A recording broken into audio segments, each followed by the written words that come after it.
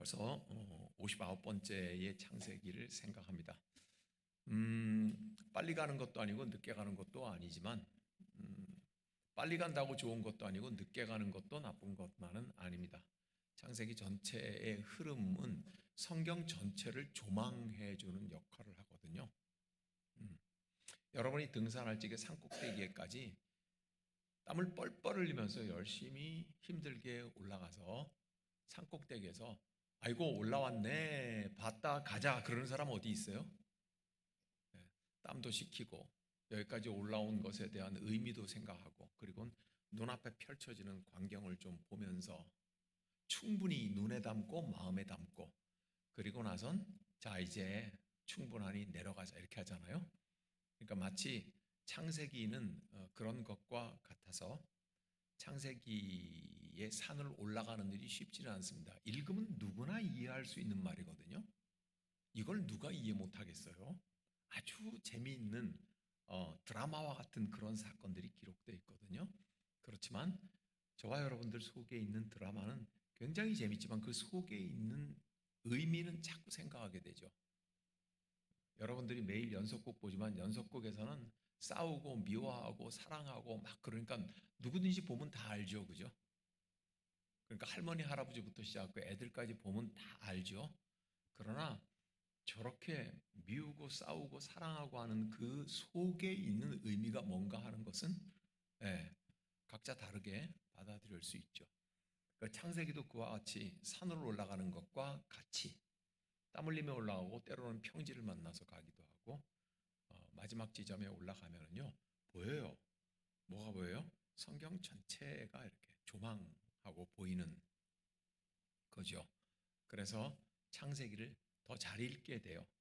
어떨 때는 그 한 단어에 끌려서 막 오래 머물면서 생각하고 또 곱씹고 성경 다른 부분하고 어떻게 연결되어 있는지 또 생각을 하죠. 또 그렇지만 어떤 부분은 굉장히 길고 드라마와 같은 사건임에도 불구하고 이게 보여주는 것이 아니라 그 속에 있는 의미가 뭔가 하는 것을 캐내야지 그래야 그 뒤에 성경과 연결이 돼요. 그리고 오늘 우리의 삶과 연결이 되는 거죠. 오늘도 우리의 본문엔 그런 거예요. 예컨대 이 롯의 두 딸, 조금 있다가 우리가 이제 생각을 해보려고 하고 있어요. 어, 지금 세상의 어느 곳에는 유황비가 내리고 있죠. 예? 오늘 보니까 24절에 유황과 불을 비처럼 내리셨다고 그렇게 돼 있어요. 요즘 그렇죠? 예, 이란에 그렇게 불비가 내리고 있고 이스라엘에도 내리고 있고 그리고 중동 여러 나라에는 또 그런 일들이 일어나고 있고 그렇습니다. 지도자와 사람들이 어리석은 결정을 내리면은 정의로운 일을 행하는 것 같지만 다 바보가 돼요, 결국은. 그게 전쟁이죠. 그게 전쟁입니다.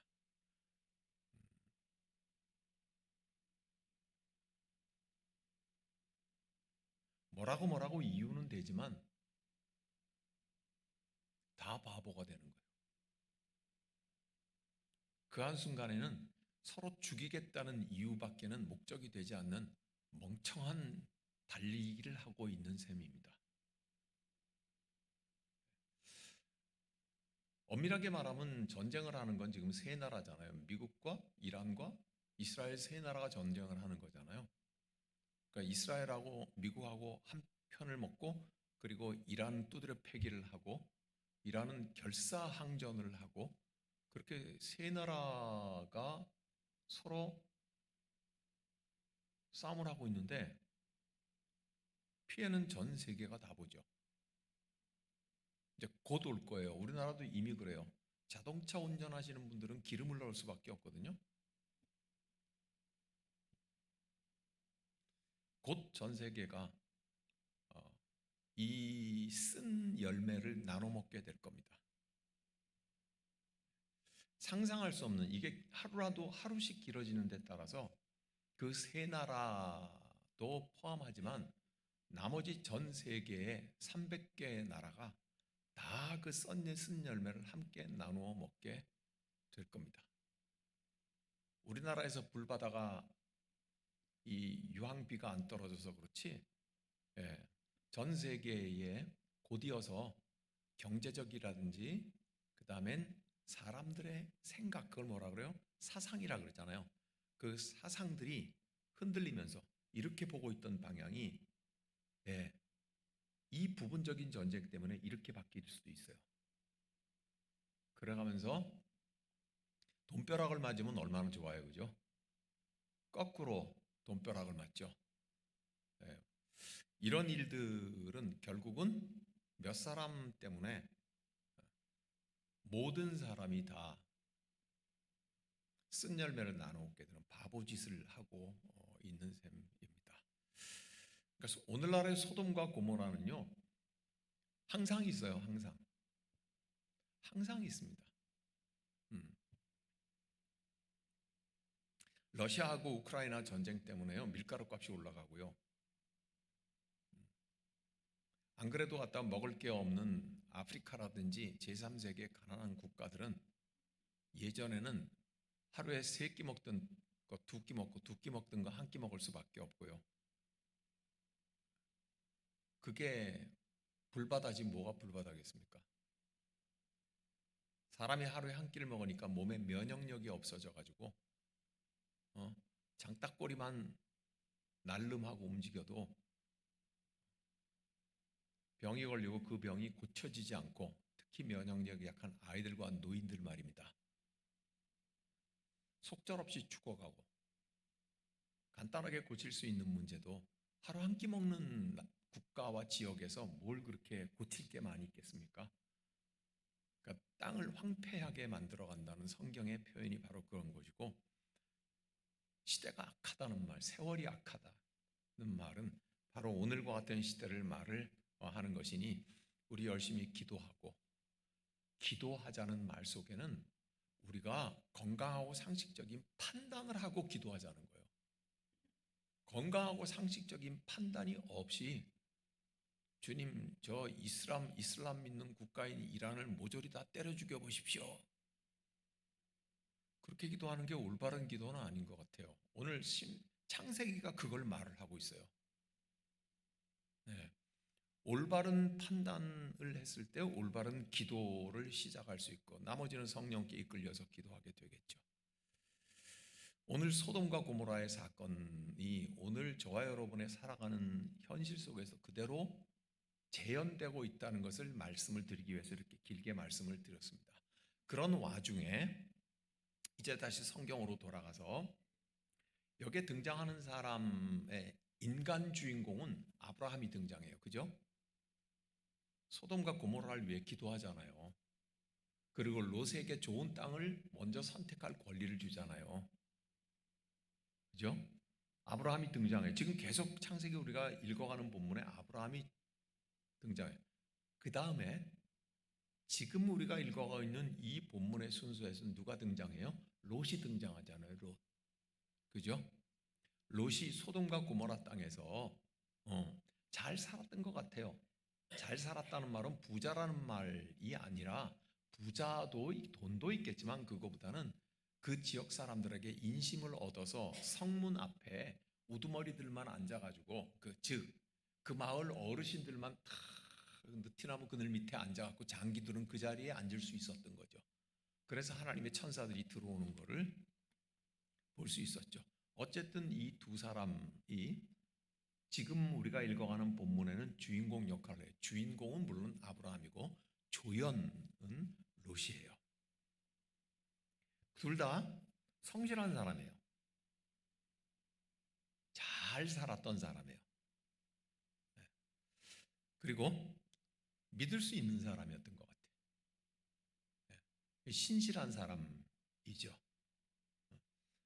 돈 많다는 의미, 부자로서의 잘 산다는 거는요, 인심 많이 잃었다는 뜻이기도 합니다. 그러니까 사람별로 인간 좋지 않은데 돈 많았다고 하는 사람은 거의 모든 주변과의 관계가 깨져 있는 사람이거든요. 그러니까 그런 의미가 아니라 아브라함과 롯은 잘 살았던 사람인 것 같아요. 근데 그들이 지금 겪어가는 세상 한가운데를 뚫어가는 내용인데요.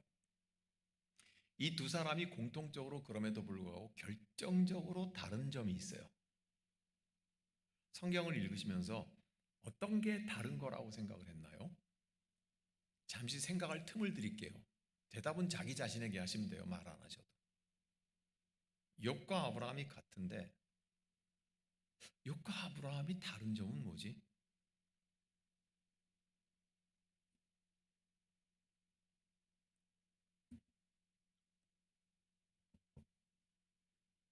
아브라함부터 얘기를 할까요? 아브라함은 의롭지 않은 다른 사람들을 위해서 기도할 줄 아는 사람이에요. 소돔과 고모라를 멸망시킨다고 했을 때 의인 50명만 있으면 40명만 30명만 몇 명만 해서 무한하리란 만큼 민망할 만큼 담대하게 하나님 앞에 그거를 말을 해요. 하나님 10명만 있으면 살려주셔야 될 것 아닙니까? 그래가면서 진심으로 속에 겸손한 마음으로 있지만 그러나 담대하게 우리 하나님 앞에 그거를 말을 하고 나아가요. 소돔과 고모라가 어떤 상태의 성이에요? 말 안 해도 알잖아요. 의롭지 않아요. 의롭지 않다 그러니까 의를 쓰기에는 좀 그래. 그것도 아까워. 뭐예요? 악인들이죠. 하나님의 질서를 통째로 흔들어 버렸던 사람들이라고 우리가 소돔과 고모라의 죄를 찾아봤잖아요. 그런데 아브라함은 그 사람들을 위하여서 기도하는 사람이에요. 그러면 롯은 어떤 사람일까요? 롯은 천사들과 하나님께 곧 유황의 불을 내린다고 할 적에도 어떻게 했어요? 머뭇거렸어요. 지난주에 그랬죠. 떠나기를 힘들어했어요. 이해는 돼요. 여기에 갔다가 내 모든 삶의 뿌리가 다 있고 재산이 다 여기 있는데 가길 하나님의 사자가 재촉해도 쉽지 않았어요. 그러다 결국은 이제 떠나는데 뭐라고 말을 해요? 저 멀리 산으로 도망가라고 그러니까 롯이 뭐라 그래요? 거기까지 갈 기력이 없습니다. 그리고 바로 저 앞에 조그만 성읍이 하나 보이는데 그곳으로 제가 도망가면 도망가겠습니다. 그래요. 가장 가까운데 불바다가 확 내릴 고기에 바로 가까운 데로 가요. 이유가 뭐라 그랬어요? 심판이 끝난 다음에 기회를 봐서 자기의 걸 되찾기 위해서라고. 맞죠? 그거 말고는 해석이 안 돼요. 예, 그거 말고는 해석이 안 돼요. 진짜 몸에 기운이 없었을까? 오늘 우리의 본문에요. 두 딸과 자식을 퍼뜨릴 만큼 기력이 있었던 사람이에요. 근데 저 산 안 가고 바로 소돔과 고모라 성 앞에 가겠다고 하는 것은 나중에 끝난 다음에 내가 되찾을 게 있다는 것을 가지고 있는 심산이었어요. 롯이 끊임없이 구했던 것은 뭐예요? 자기 자신이에요. 자기 자신을 위해서 구해요. 여러분은 어떠세요? 여러분의 기도는 어떠세요? 나도 남을 위해서 기도한다 물론이죠. 그런데 나를 아주 못되게 한 그 사람을 위해서도 기도한다. 까지 자라가야 된다는 것을 오늘 우리는 여기에서 생각을 하게 됩니다. 네. 우리는 어디까지 자라갈 것이냐? 여기에 등장하는 아브라함과 롯이 너무도 악하고 고통스러운 현실 속을 통과해 가면서 저들이 하나님과의 연결끈을 가지고서 살아가되 저들이 기도와 소망이 그 분량이 어디까지인가 하는 것을 우리는 생각하게 돼요. 우리 십자수 공동체 교회는 그래서 여기 넘어서서 더까지 그렇게 기도하는 사람들이 되고 거기까지 자라가는 사람들이 되기를 원합니다. 예, 우리 한국 교회라고 그냥 이렇게 표현할게요. 우리 한국 교회가 세상의 냉소를 받는 것은 불과 한두 달 전에 설문조사를 했는데요.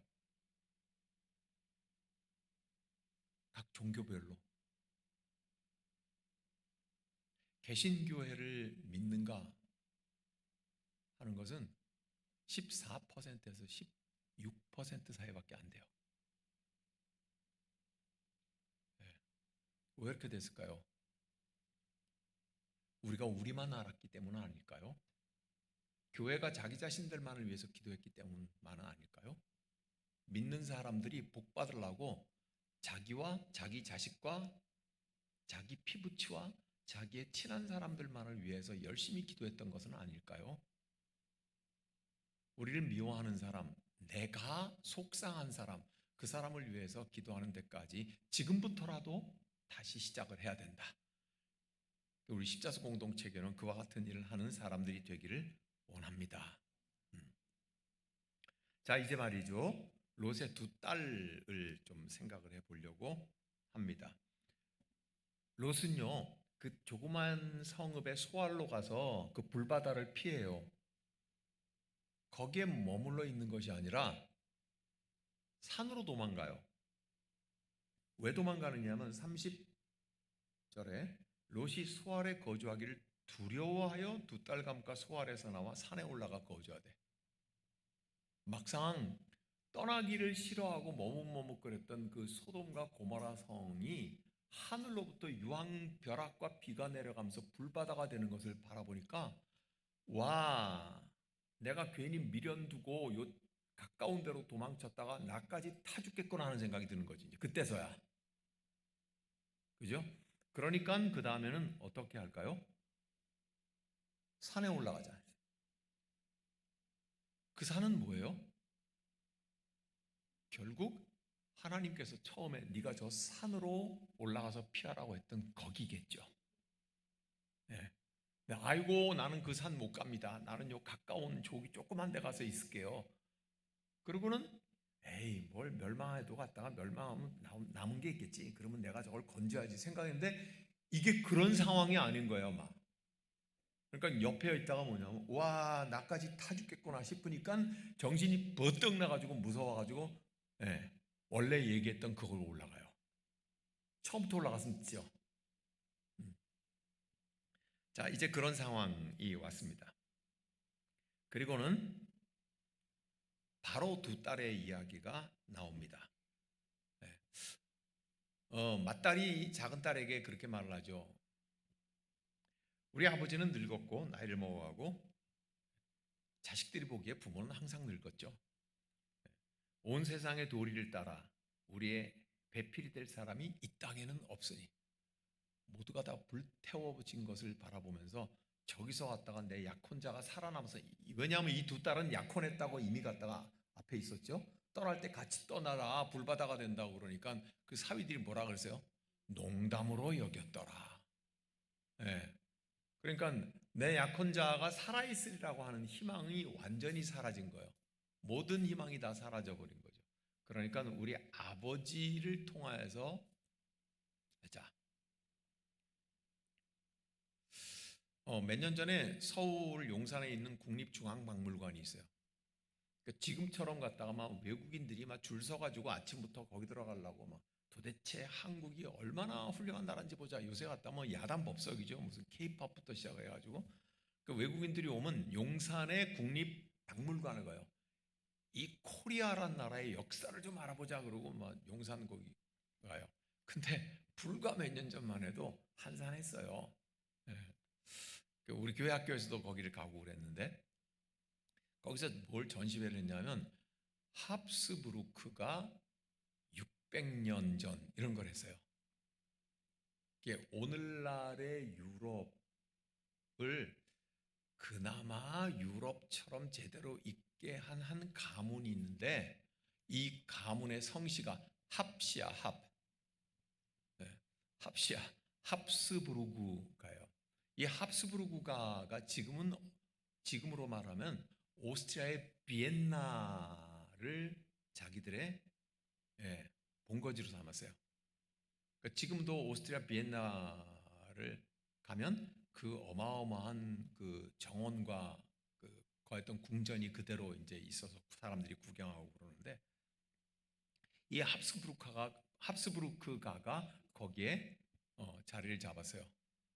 그리고는 600년 동안 유럽을 호령했고, 유럽의 황제와 왕들도 이 합시 가문에서 임명하는 사람, 합시 가문의 사람을 심어놓고 막 그랬어요.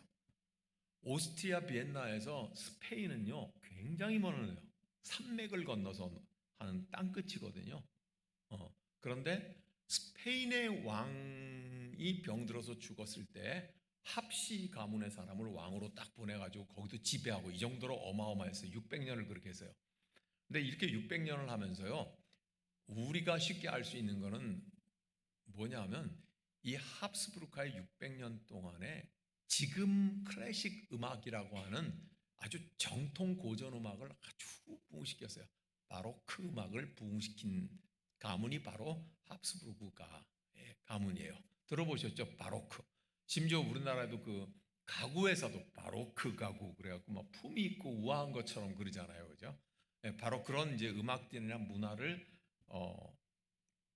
북돋은 이 가문이에요. 그런데 이 600년 동안 유럽을 지배했던 가문이 한 가지 앞불사 실수 아닌 실수를 한 게 뭐냐면, 순수한 혈통을 유지하기 위해서 자기들 가족들 간에 결혼을 시켜요. 네.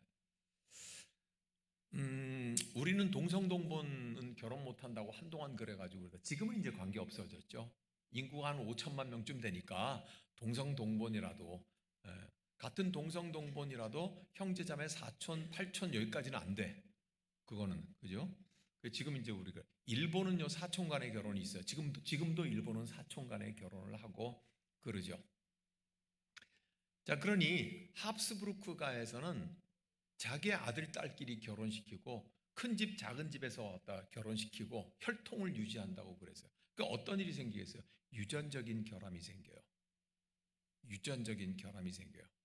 일본 사람들이 특별히 여성들에게서는 뻐득니 덧니가 많아요. 많아요. 예. 근데 일본 사람들은 치아 교정 안 해요. 왜냐면 그걸 귀엽다고 그런 거야. 사회적으로 귀엽다 그러니까 다 그대로 막 이상하게 막 삐죽삐죽 솟아도 그걸 귀엽다 그래요. 그러니까 덧니가 막 심하게 났는데도 우리가 보건대는 와 저건 심하다 싶은데도 아주 활짝 웃으면서 자기의 귀여운 걸 막 보이려고 그러는 거예요. 근데 여러 가지 이유가 있겠지만 그 중에 인류학자들 얘기는 일본도 근친혼 때문에 그랬다 그래요. 예, 같은 가족들끼리 혼인시키고 결혼해서 거기서 아이를 낳고 자손을 낳으니까 그게 이제 그런 부작용의 하나라고 생각을 하는데, 합스부르크가는 그게 유독이 심했어요. 그래서 합스부르크 600년 전사를 갔는데 쫙 전시실이 몇 군데 있을 거 아니야. 가면서 이제 순서대로 시간대로 창시자, 중간 사람, 끝 사람 뭐 이렇게 이제 황제들의 초상화가 다 그려져 있는데, 한 가지 공통점이 뭐냐면요, 얼굴이 너무 길어. 얼굴이 긴데 어디가 주로 길겠어요? 아래가 길어요. 아래가 길쭉하게 나와요. 이걸 뭐라 그래요? 그래 주걱턱이라 그러잖아요. 근데 그 정도가 아니라 심한 거야 이거는. 예, 굉장히 이제 길어요. 그러더니 마지막 쪽으로 갈수록요, 황제라고 하는데 눈동자도 이상해. 이 이마 쪽도 뭐 툭 튀어나오든지 뭐 밋밋하든지 하여간 이상해. 얼굴형이 전체적으로 일거려. 여긴 잘생긴 사람들인데 갈수록 갔다가 이상해지다가 그 다음엔 나중에는 그렇게 해서 태어나니까요, 나서 제대로 걷지 못하던 왕도 있어요. 그래도 순수혈통이니까 그걸 어느 나라의 왕으로 앉혀놓고 뭐 이렇게 이제 하죠. 인간은 절대로 근친교배를 하면 안 돼요. 근친교배를 하면 맞다고 그러잖아요, 제 말이 지금.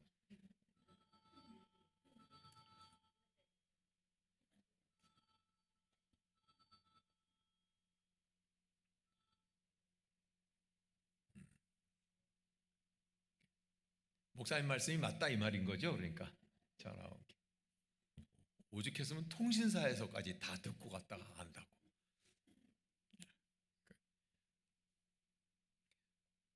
그래서 그게 별로인 거죠.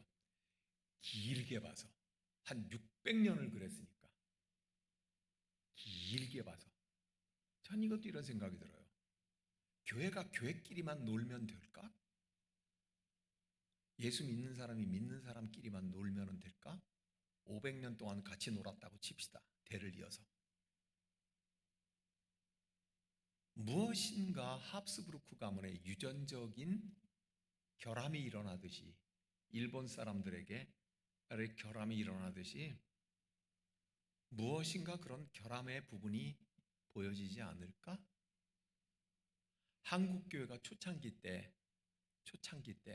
핍박을 받았잖아요. 일제 때부터 시작을 해갖고. 그리고 해방이 되고 우리가 민주주의 국가가 되었어도 예수 믿는 사람들이 소수였을 적에는 다수의 국민들 속에서 들어가 사업도 해야 되고 직장도 다녀야 되고 선생님도 해야 되고 학교도 다녀야 되고 그러니까 너 예수쟁이래. 모두가 다 왁자지껄하게 야 점심시간이다 그래 확 밥 먹는데 예수 믿는 사람 혼자 그죠?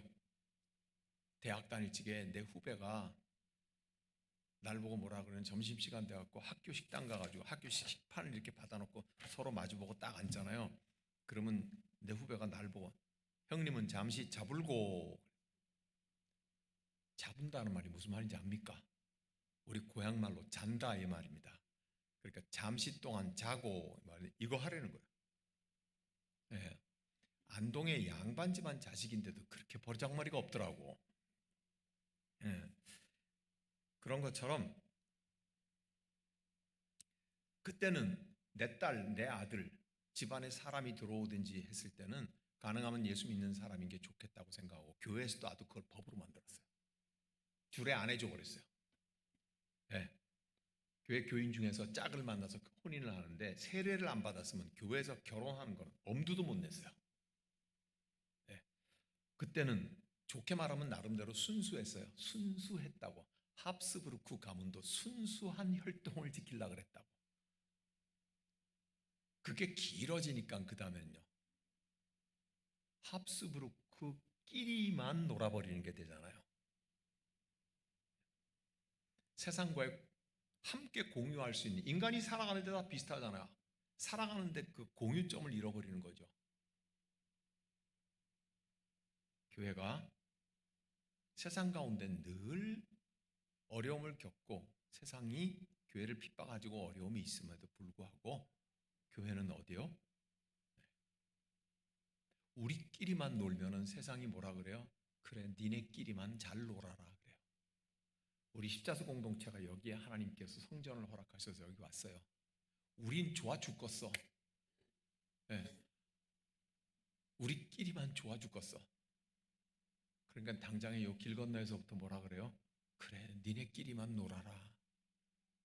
그죠? 우리는 섬처럼 우리 스스로 고립돼 버릴 필요가 없는 거죠.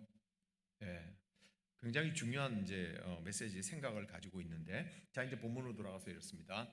지금 완전히 가로막힌 상황이죠. 롯의 가족은 롯과 두 딸만이 엄마는 어디 갔죠? 뭐가 됐을까요? 소금 기둥이 됐죠.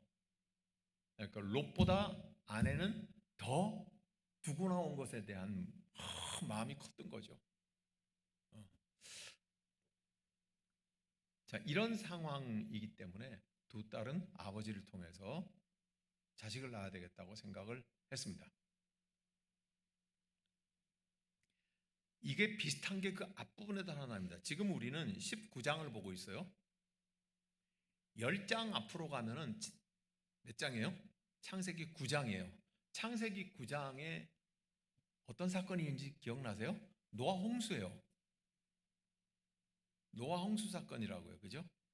그러니까 노아 홍수 사건 이후에 마른 땅에 내려와서 노아의 세 아들 셈, 함, 야벳이 술 취해 가지고 드러누워 있는 아버지의 벌겋 모습을 보면서 함이 조롱하고 이런 사건이 기억나잖아요. 네. 그러니까 아버지의 성적인 이슈 때문에 노아의 자식들은 다는 아니지만 그 중에 하나는 최소한 확실하게 네가 부끄러운 짓을 했다고 성경은 그렇게 표시하고 있어요. 맞죠? 네. 그런데 오늘 이 19장에서 롯의 두 딸의 사건은 우리가 지금 읽었지만 다시 보더라도 이 두 딸이 부끄러운 짓을 했든지 잘못했다든지 하는 표현은, 느낌은 찾을 수가 없어요. 오히려 이 두 딸을 통하여서 모압과 암몬이라고 하는 두 족속이 시초가 되었다고 함으로써 냉정하게 감정을 실지 말고 미리 어떻게 갖다 딸이 아비를 통해서, 그건 우리 생각이고요. 합스부르크가는 그렇게 안 했다니까요. 예. 합스부르크는 자기 딸하고 자기 남동생하고도 결혼시키고 그랬어요. 그러니까 작은아버지하고 결혼한 거 아니에요. 예. 이런 일이 우리 인류 가운데는 얼마든지 있다고요. 우리나라의 고구려는 형사 취수제라는 게 있었어요. 뭐요?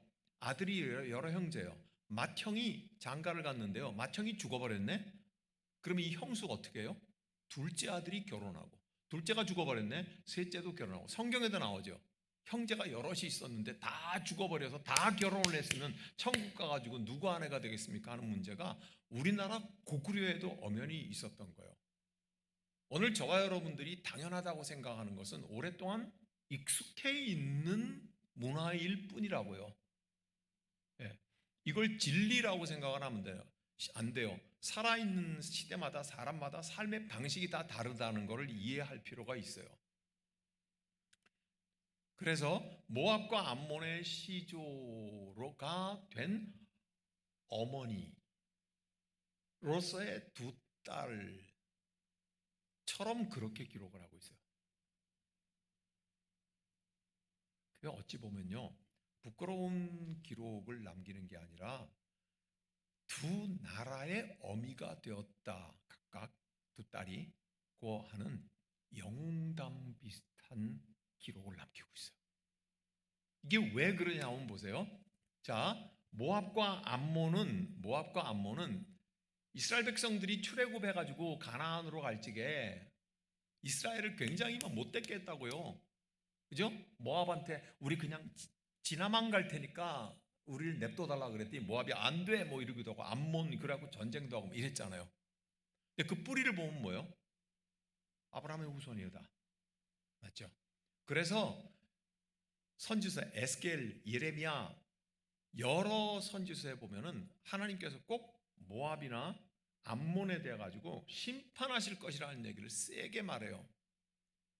모압은 내 목욕통과 같은 것들인데 뭐 이렇게도 얘기하시고 막 그래가면서 어떻게 너희가 이스라엘 같은 혈통끼리 그렇게 방해를 하고 모질게 하고 죽이려고 그럴 수가 있느냐 하는 그런 하나님의 진노의 표현이에요.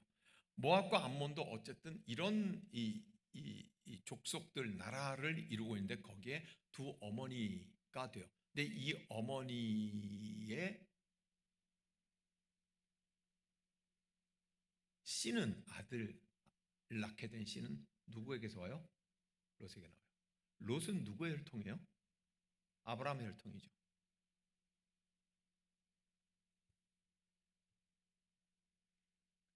이제 우리는 창세기가 이것을 기록하고 있는 것을 더 넓은 의미에서 이해를 좀 하게 되면 좋겠어요.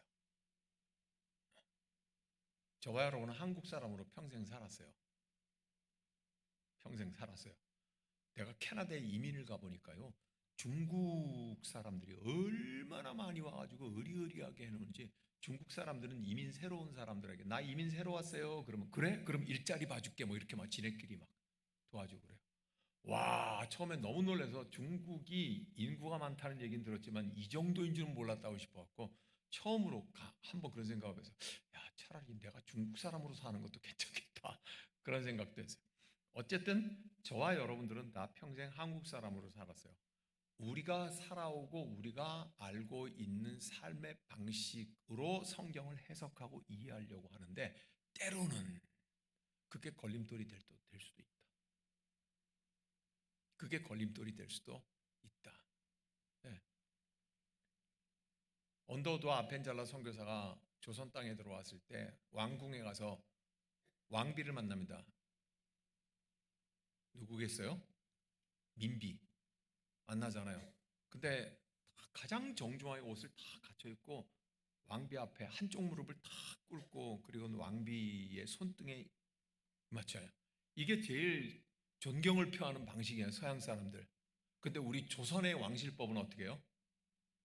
어의, 의사도 왕비의 손과 공주의 손을 제대로 못 만져요. 뭐요?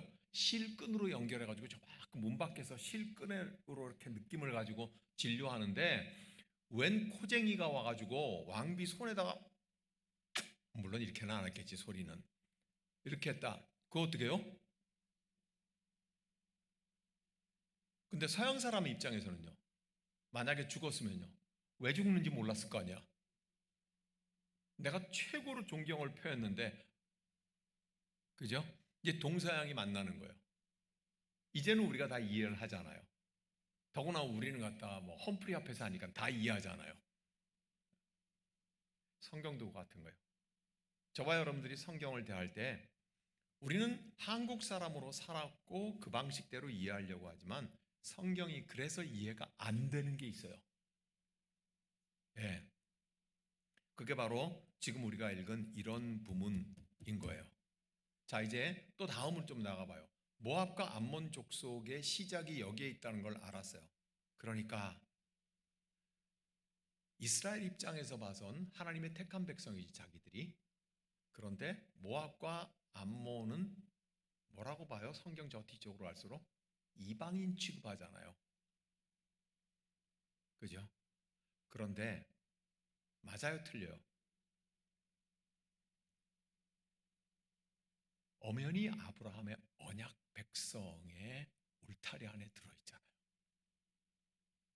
성경은 창세기에서부터 하나님의 택한 백성과 이방인들의 구분을 없애고 시작하는 책이에요. 하나님의 언약 안에 있는 거예요. 저와 여러분들이 구원받은 사람들이에요. 그렇죠. 그리고 우리가 복음을 전해요. 지금 저 땅에 저 추팔공단이나 30대 40대나 노인들 간에 누가 구원받을지 어떻게 알아요? 모르죠. 그러면 이스라엘식으로 얘기를 한다고요. 저와 여러분은 선민, 하나님의 택한 백성 이스라엘 같아요. 하나님이 우리를 선택하셔서 구원받았어요. 그럼 다 저 이방인이에요. 그렇지만 저 이방 속 안에 주님께로 돌아와야 할 사람들, 아직은 드러나지 않았지만 그리스도인이 되어야 될 사람들이 있을 거 아니에요. 그렇죠? 그래서 그런 그리스도인들을 뭐라고 말하냐면 익명의 그리스도인이라고. 따라 보세요. 익명의 그리스도인. 익명의 그리스도인. 예. 헌금, 여러분들이 했을 때 헌금 봉투에 보면 이름을 적지 않는 분들이 있어요. 그러면 그걸 뭐라고 써요? 주보에 무명, 무기명 이렇게 쓰잖아요. 이름이 없는 사람은 아닌데 그 사람이 믿는 사람이기 때문에 헌금했을 건데 이름을 적지 않았을 뿐이에요. 저 세상에 그런 사람들이 많은 거예요. 모압과 암몬은 그런 족속이에요. 하나님의 언약 안에 있는 사람이에요. 저 추팔공단에 있는 사람들도 지금 주일 예배를 드리지는 않았지만 하나님의 언약 안에 있는 사람들이에요. 우리가 깊이 생각하는 30대와 40대도 하나님의 언약 안에 있는 사람들이라고요. 그 부모를 따라서 교회를 나오지 않는 그 어린 것들도 우리가 안타까워하는 것은 그들이 하나님의 언약 안에 있는 사람이에요. 여러분이 살고 있는 그 아파트에, 우미 아파트에, 대원 아파트에 살고 있는 교회 나오지 않는 노인분들은 그들도 하나님의 언약 안에 있는 사람들인 거예요. 오늘 창세기는 그걸 말하고 싶은 거예요. 그걸 말하고 싶은 거예요.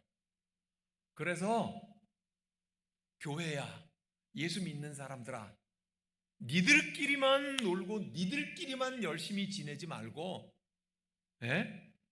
오늘 뭐예요? 모압과 암몬도 하나님의 약속 안에 있다는 것을 기억하고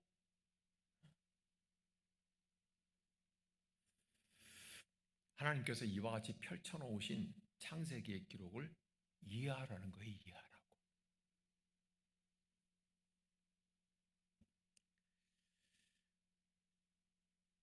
성경은 처음부터 말이죠. 이걸 말하고 있어요. 성경 한 군데만 찾고요. 12장 3절 찾아보세요.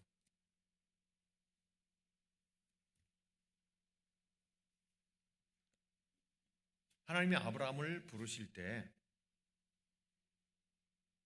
창세기 12장 3절 시작. 너를 축복하는 자에게는 내가 복을 내리고 너를 저주하는 자에게는 내가 저주하리니 땅의 모든 족속이 너로 말미암아 복을 얻을 것이라.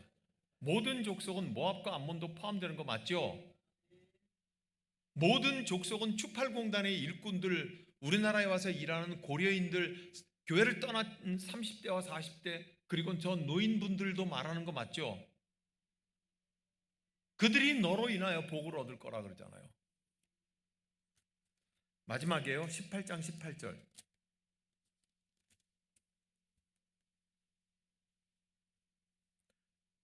창세기 18장 18절 시작.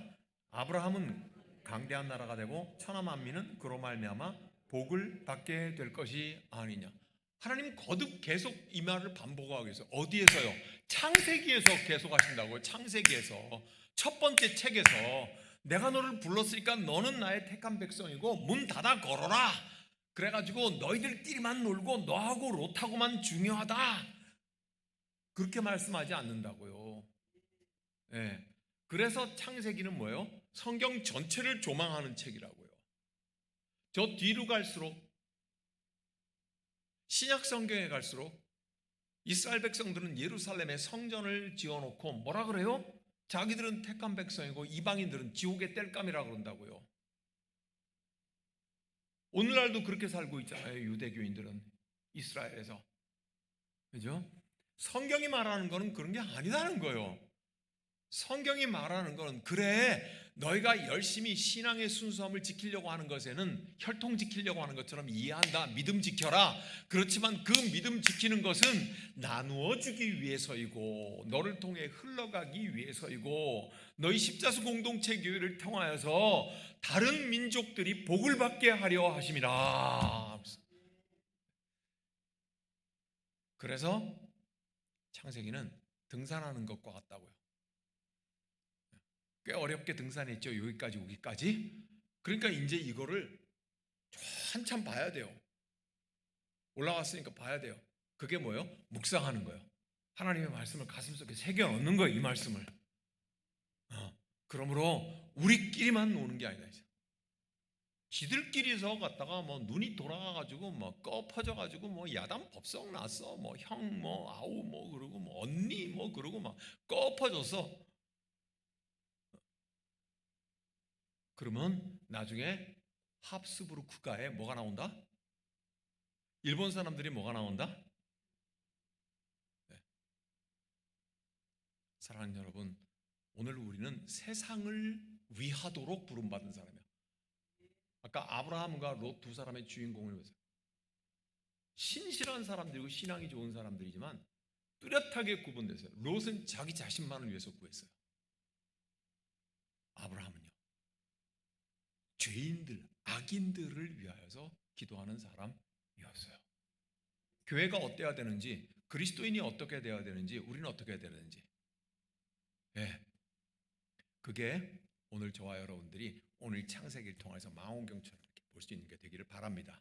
우리 함께 기도하겠습니다. 기도하는데 하나님 아버지, 지금 이 말씀대로 우리 십자수 공동체 교회가 우리끼리만 사랑하는 것이 아니라 이 사랑으로 여기에 있는 타민족과 같은 추팔리와 30대와 40대와 그리고 저 어르신들 모두가 다 우리로 인해 복을 받게 하여 주옵소서. 함께 같이 기도하겠습니다.